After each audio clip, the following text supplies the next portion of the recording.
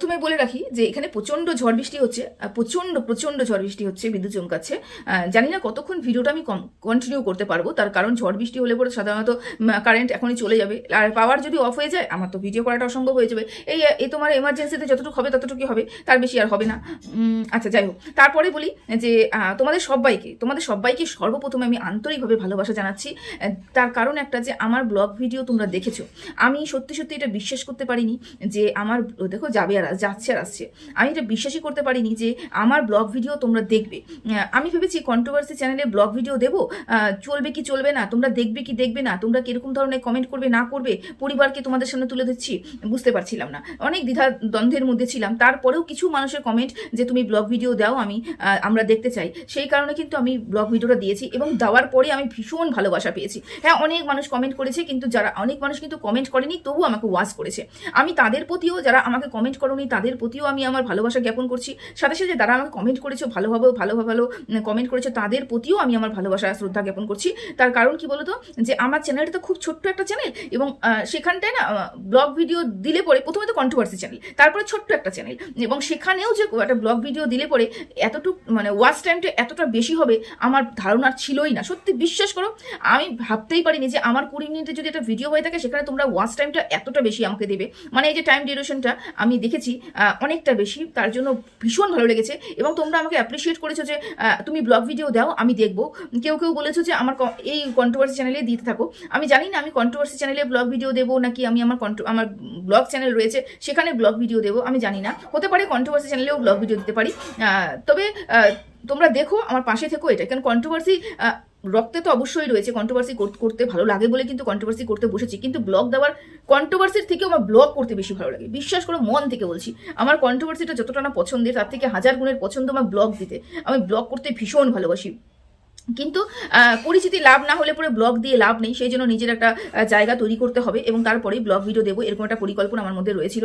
যাই হোক, এখন যতটুকু আমাকে দেখেছো, আমাকে ভালোবাসা দিয়েছো, অনেক অনেক অনেক ধন্যবাদ তোমাদের সবাইকে। এবার আসি, এবার কন্ট্রোভার্সি চ্যানেলে কন্ট্রোভার্সি ভিডিও করতে। হ্যাঁ, অনেক কদিন বাদে ভিডিও করতে বসেছি। আমার আজকে বর্তমানে আমি বর্তমানে কিছু কন্ট্রোভার্সি ক্রিয়েটরের ভিডিও দেখেছি, এবং কিছু বক্তব্য আমার এখানটা রাখার রয়েছে।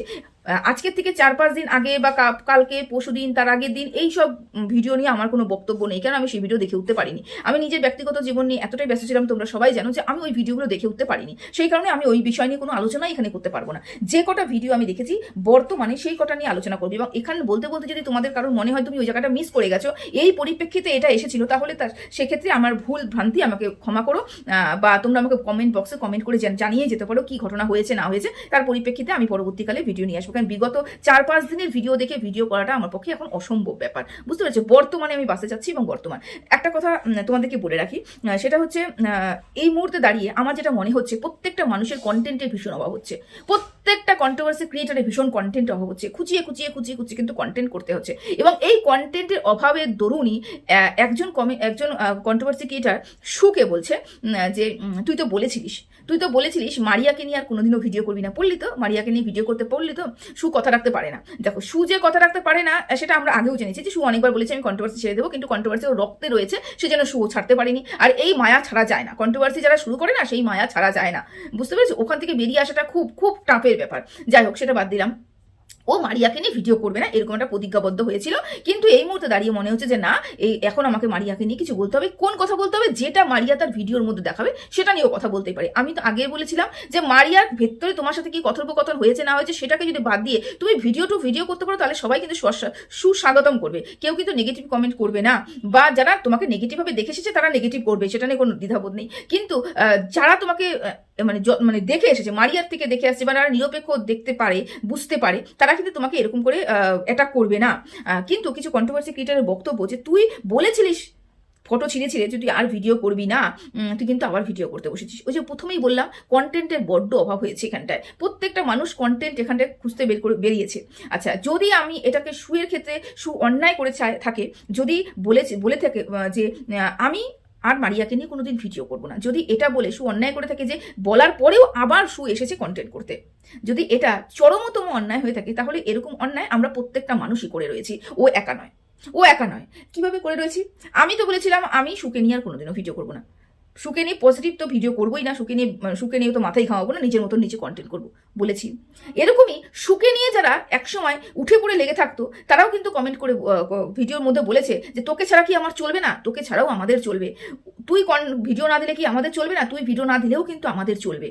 তারপরেও কিন্তু আমরা বেশ কয়েকদিন কিন্তু সুকে বাদ দিয়ে কন্টেন্ট করেছি। সু অন্য মতন কন্টেন্ট করছে, মাঝখানে সু কদিন বাদ দিয়েছিল, ওকে নিয়ে আর কন্টেন্ট হয়নি, আমরা কিন্তু সবাই মিলে অন্য কন্টেন্ট খুঁজে বের করেছি। কিন্তু যখনই কন্টেন্টের অভাব পড়েছে, যখনই মনে হয়েছে যে না ওই ভিডিওগুলো করলে পরে সেই পরিমাণে ভিউজটা ইনকাম হচ্ছে না যেই পরিমাণে ভিউজটা আমার সুকে নিয়ে করলে পরে ইনকাম হচ্ছে, তখন কিন্তু আদার্স কন্ট্রোভার্সি ক্রিয়েটাররা, সুয়ের বিপক্ষে যারা দাঁড়িয়ে আছে তারাও কিন্তু কন্ট্রোভার্সি করতে শুরু করলো সুকে নিয়ে। তাহলে যদি একটা কথা বলার পরে সেই কথা সেই কথা না রাখার দরুন সুকে এতগুলো কথা শুনতে হয় যে তুই প্রতিজ্ঞা ভঙ্গ করার জন্যই প্রতিজ্ঞা করিস, তোর কথার কোনো দাম নেই, তাহলে মনে করব যে এরকম প্রতিজ্ঞা আমাদের ওয়াইটি জগতে অনেক কেউ করে বসে রয়েছে। যদি আমি নিরপেক্ষতা বজায় রাখতে চাই তাহলে আমি এখানে সুকে একা বলতে পারি না, আমরা প্রত্যেকে কেউ না কেউ কোনো না কোনো দিন কোনো না কোনোভাবে বলেছিলাম অমুককে নিয়ে আমি ভিডিও করবো না, অমুক কথা আমি বলবো না, অমুক এই করবো না, কিন্তু আমরা কেউ কিন্তু কোনো কথাই রাখতে পারিনি। ঠিক আছে, এবারটা বুঝলাম। আচ্ছা, এবার আসি টাকার বক্তব্য নিয়ে। বেশি বড় ভিডিওটা করবো না তো, ওই জন্য ডাইরেক্ট চলে আসছি টাকাটা নিয়ে। আচ্ছা, টাকাটা কি? টাকাটা কথা বলার আগে আমি একটা কথা বলি, আমরা পরিবর্তনশীল, আমাদের প্রতিটা মুহূর্তে আমরা নিজেকে পরিবর্তন করি, তাই তো?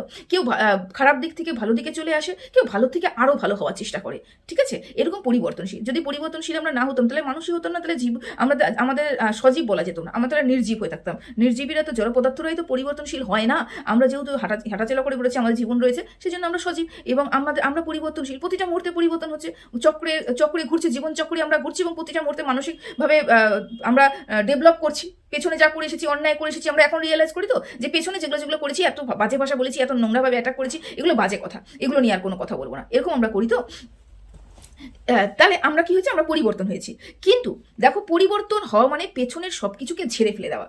পরিবর্তন মানে কি মুখোশ পরা নয়, আমি মুখোশ পরে বসে রয়েছি এবং মুখে আওড়াচ্ছি আমি পরিবর্তন হয়েছি, আমি আমার নিজেকে পরিবর্তিত করেছি, এটা নয়। পরিবর্তন নিজের মন থেকে হওয়া, নিজের মনকে বোঝানো, নিজের বিবেকের কাছে নিজেকে ক্লিন রাখা, এটা হচ্ছে পরিবর্তনের আমি মনে করি প্রধান লক্ষণ এবং ভিত মনে করি আমি। তো যাই হোক, এই পরিবর্তন আমরা সবাই হয়েছি মোটামুটি, কিন্তু যখনই আমরা কন্টেন্ট করতে চাই, যখনই কোনো কথা বলতে চাই, আমি জানি না কেন এই পরিবর্তন হওয়া মানুষগুলোই সে পেছনের কথাগুলোকে টেনে নিয়ে এসে ওয়াইটিতে বিক্রি করে।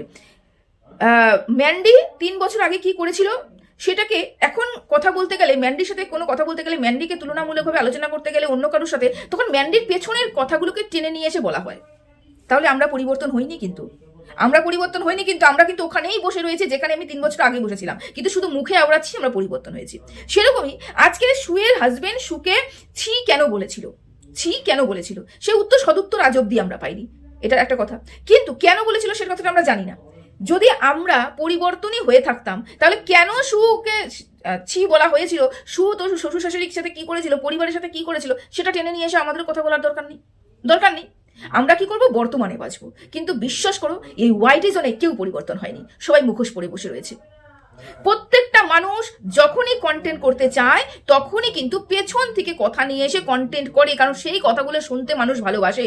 এখানে ভিউজটা ম্যাটার করে। এই ভিউজের জন্য মানুষ পরিবর্তনের মুখোশ পরে বসে রয়েছে ঠিকই, কিন্তু পেছন থেকে কথা নিয়ে এসে বিক্রি করার চেষ্টাটা সবসময়ের জন্য করে থাকে।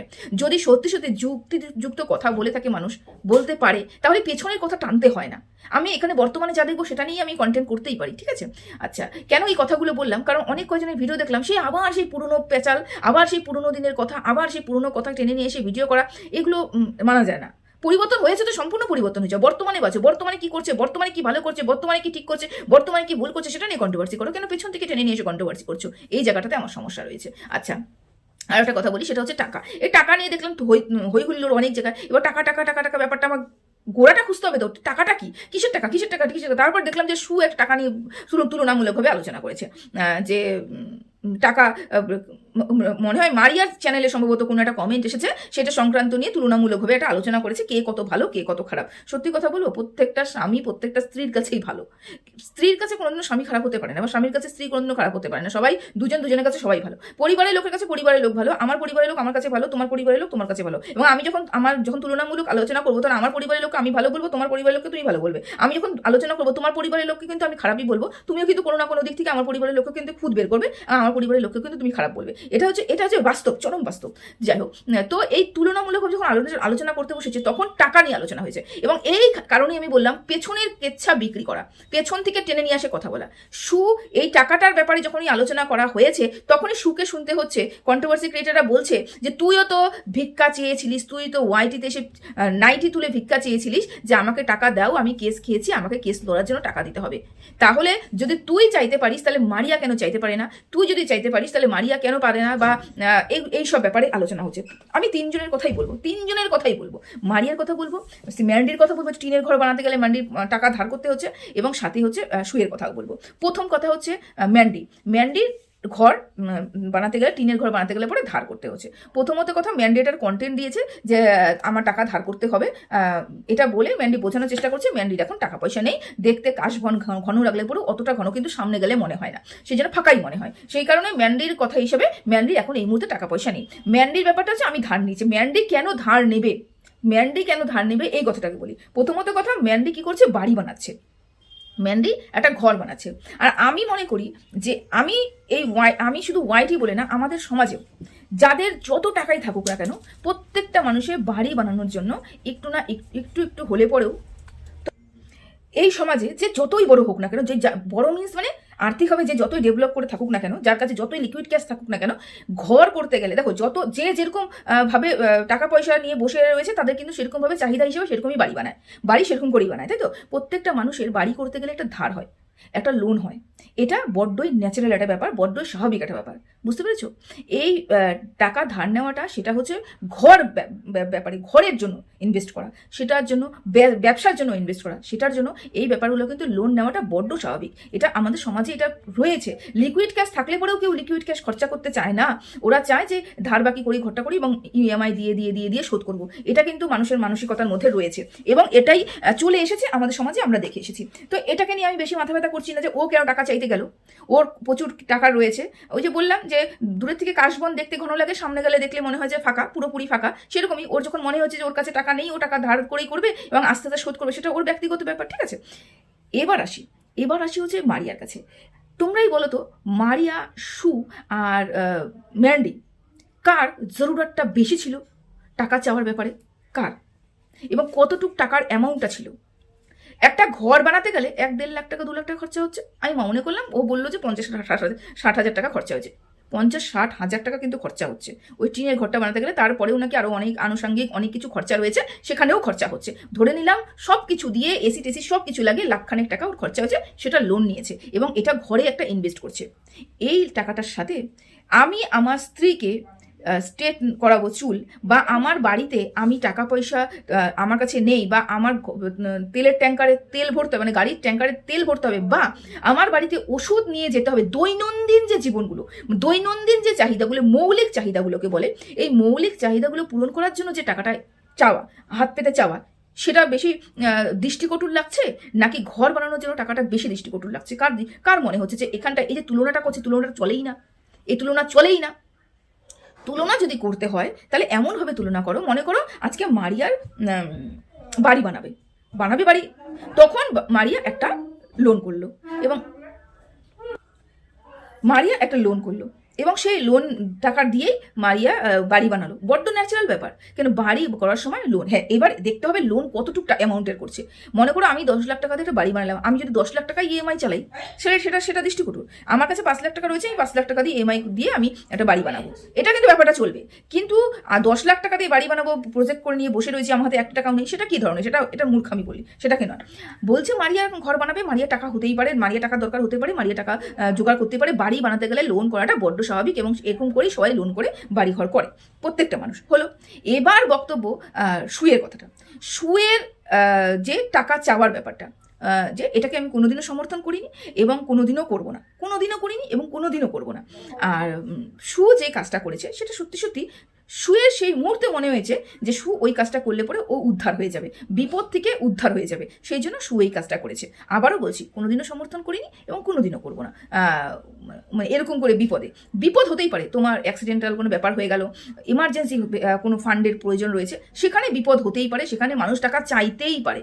কিন্তু যেখানে তোমার নিজস্ব দরকারের জন্য তোমার প্রয়োজন রয়েছে, সেখানতে এরকম করে টাকাটা চাওয়া অন্যায়। তবে এটাও তো দেখতে হবে টাকাটা যে চেয়েছে সেটা কি ঘরের চাল ডাল আনার জন্য টাকা চেয়েছে, নাকি ঘরে আসবাবপত্র জিনিস আনার জন্য টাকাটা চেয়েছে, কিসের জন্য টাকাটা চেয়েছে? কেস খাওয়ার জন্য টাকাটা চেয়েছে, এবং কেসটাও নিজের জন্যই খেয়েছে, সেটা নিয়ে আমার কোনো দ্বিমত নেই। যদি এই তিনটে ব্যাপারটাকে আমি আলোচনা করি তাহলে বলবো যে মারিয়া ব্যাপারটা খুবই দৃষ্টিকটু। শুয়ে ব্যাপারটাকে আমি সমর্থনই করছি না। মারিয়া এবং ম্যান্ডির ব্যাপারটাকে নিয়ে যদি আমি ব্যাপারটা আলোচনা করি তাহলে মারিয়ার ব্যাপারটা দৃষ্টিকটু, কারণ কি মৌলিক চাহিদাগুলো পূরণ করার জন্যই ও প্রতিনিয়ত টাকা চাচ্ছে। এই ব্যাপারটা জঘন্যতম একটা ব্যাপার, এবং কিছু কিছু মানুষের স্বভাবে দাঁড়িয়ে থাকে যে আমি টাকা চেয়ে নিচ্ছি পরবর্তীকালে দিয়ে দেবো, চেয়ে নিচ্ছি পরবর্তীকালে দিয়ে দেবো। এটা কি বলতো মাইন্ডসেট হয়ে যায়, আজকে আমি তার থেকে 2000 টাকা চেয়ে নিলাম, চলো আমার হলো আমি দিয়ে দিলাম, পরবর্তীকালে কিন্তু আমি আবার তার কাছে টাকা চাইবো, মানে রোলিং হতে থাকে, যার কাছ থেকে দিতে হবে তার কাছে রোলিং হতে থাকে, বুঝতে পারছি? মাইন্ডসেট হয়ে যায় এরকম। এই জন্যই আমি যেটা তুলনামূলকভাবে বলতে চাই সেটা হচ্ছে মারিয়া যে কাজটা করেছে, মারিয়া যে টাকাটা চেয়েছে, এই টাকাটা চাওয়াটা কোনো না কোনো জায়গা থেকে আমি সমর্থন করি না, ঠিক আছে? ম্যান্ডির ব্যাপারটা আলাদা, ম্যান্ডি বাড়ি বানাচ্ছে। এইবার কে বেশি কর্মঠ আর কে বেশি অলস সেটা যদি আলোচনা করি তাহলে এখানে পম যথেষ্ট কর্মঠ, হ্যাঁ কাজ করে। সেরকমই আমি যদি আমাদের স্যান্ডির কথা বলি, আগে কি করতো আমি জানি না, এখনও যে খুব বেশি দেখি তাও নয়, তবে কাজে একটা ইনভলভমেন্ট ওর আমি দেখতে পাচ্ছি, আমার এই জায়গাটা উচ্চারণ করতে অসুবিধা হচ্ছে, হ্যাঁ একটা ইনভলভ ওকে আমি দেখতে পাচ্ছি, যে না ও ইনভলভ হচ্ছে কোনো কাজের মধ্যে, ও কাজ করার চেষ্টা করছে, তারপর ওই প্যাকেটিংগুলো করছে, ওগুলোকে দিয়ে আসছে, ছেড়ে দিচ্ছে সবার কাছে যেন পৌঁছে যায়, এই কাজগুলোর মধ্যে ওকে দেখতে পাচ্ছি, আস্তে আস্তে ও করছে। ওর মধ্যে কিন্তু খুব বেশি যে কর্মসংস্থানের প্রয়োজন সেটা কিন্তু নেই, সেটা ম্যান্ডি তার লাইফে ভিডিওতে বলেছে, কোনো না কোনো ভিডিওতে কিন্তু ম্যান্ডি যখন স্যান্ডিকে নিয়ে বলা শুরু বলেছিল ওর মধ্যে সেই উদ্যোগই নেই যে ও কাজ করবে।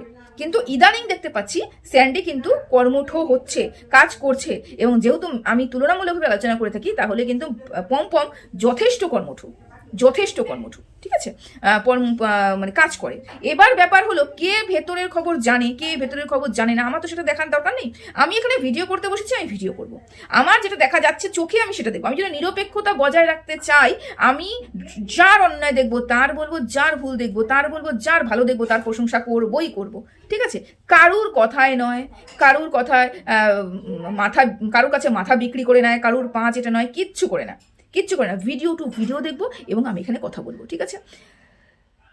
একটা কথা মনে রাখবে যে ম্যান্ডি যেই সময়টা বিয়ে করেছিল সেই সময়টাতে স্যান্ডি কোনো কাজ করতো না, সেই সময় ইউটিউবও ছিল না। কিন্তু ম্যান্ডির ওদিনকার ভিডিওতে শুনেছিলাম যে ও একটা চাকরিতে জাস্ট জয়েন করেছিল 2020 সালে, যখন কোভিড আমাদের অ্যাটাক করলো তখনই কিন্তু ওই চাকরিটা চলে গেল। তার মানে ওর একটা চাকরি খোঁজার টেন্ডেন্সি কিন্তু ওর মধ্যে জন্মেছিল। মেয়ে ছোট, চাকরি করতে হবে, আমার মেয়েকে খাওয়াতে হবে, পেটে ভাতে জোগাড় করতে হবে, এটা কিন্তু করেছিল, না হলে কিন্তু ওই চাকরিতে কিন্তু জোগাড় করতে মানে ও যেত না।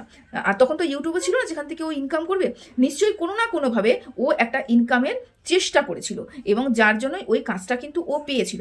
এখানে আমি এই কথাটা বলে কি বোঝাতে চাইলাম, যে যতটাই ওকে মনে হয় অলস, কিন্তু ও জব স্যাটিসফ্যাকশন ওর মধ্যে নেই। স্যান্ডির মধ্যে, স্যান্ডি করতে চায় কিছু, কিন্তু স্যান্ডির সাথে হচ্ছে কিছু, স্যান্ডি কিছু আশা অন্য কিছু করছে, কিন্তু স্যান্ডির কপালে জুটে যাচ্ছে অন্য কিছু। এই জিনিসটা স্যান্ডির মধ্যে আমি লক্ষ্য করতে, ওর মধ্যে না ওই জব নিয়ে যে খুব স্যাটিসফ্যাকশন আসছে, এইটা করে আমার ভীষণ স্যাটিসফ্যাকশন আসছে, ওটা কিন্তু ওর মধ্যে নেই। জব স্যাটিসফ্যাকশন কিন্তু আমাদের স্যান্ডির মধ্যে নেই, এটা কিন্তু আমি ভালো মতন বুঝতে পেরেছি। কিন্তু পম্পম ব্যাপারটা কি, পম্পম গ্রামে মানুষ হয়েছে, গ্রামে মানুষ হওয়ার দরুন পম্পম এমন একটা ভাবে মানুষ হয়েছে যে ও জীবনে যা যা কাজ আসবে ও করে দেবে, যেখান থেকে ও টাকা ইনকাম হবে ও সেই কাজটাই করবে। ওর মধ্যে না ওই স্যাটিসফ্যাকশন ব্যাপারটা নেই। ও ভাবছে যে ওটা করলে আমার 200 টাকা আসবে, চলো ওটাই করে দিই, ওটা করলে 300 টাকা আসবে, চলো ওটাই করে দিই। এই ব্যাপারটা কিন্তু ওর মধ্যে কাজ করে। গ্রামের ছেলেরা এই ধরনের মানসিকতা রাখে। হয়ে গেল। এবার যাই হোক, অনেকগুলো ভিডিও আমি মিস করে গেছি, অনেক ভিডিও দেখিনি, অনেকের ভিডিও দেখিনি, তাই ভেতরে ঢুকতে পারলাম না। কতটা গভীরে চলে গেছে ব্যাপারটা, কতটা গভীরে গিয়ে মানুষ আলোচনা করেছে, কতটুকু কথা বলেছে, সেটা নিয়ে আমি এখনো বুঝে উঠতে পারিনি বলে আমার আরেকটু পড়তে হবে, জানতে হবে, বুঝতে হবে, তারপরেই আমি ভালোভাবে ভিডিও নামাতে পারবো। তো আজকে যতটুকু বললাম তার উপরেই তোমাদের কাছে ভিডিও ছাড়লাম। এবার হতেই পারে কারোর কাছে আমার ভিডিও পছন্দ হতেই পারে, কারোর কাছে আমি দালাল হতে পারি, কারোর কাছে আমি নেগেটিভ কন্ট্রোভার্সি ক্রিয়েট করি, এরকম কন্ট্রোভার্সি ক্রিয়েটার হতে পারি, বা বলতে পারো কারোর কাছে চুটি হতে পারি, কারোর কাছে আমি নিরপেক্ষও হতে পারি। এবার ব্যক্তিগত ব্যাপার তোমাদের, সেটা তোমরাই আমার কমেন্ট বক্সে জানাবে আমি কার কাছে কি ধরনের ক্যারেক্টার। তো চলো, ততক্ষণের জন্য সবাই ভালো থেকো, সুস্থ থেকো, টাটা।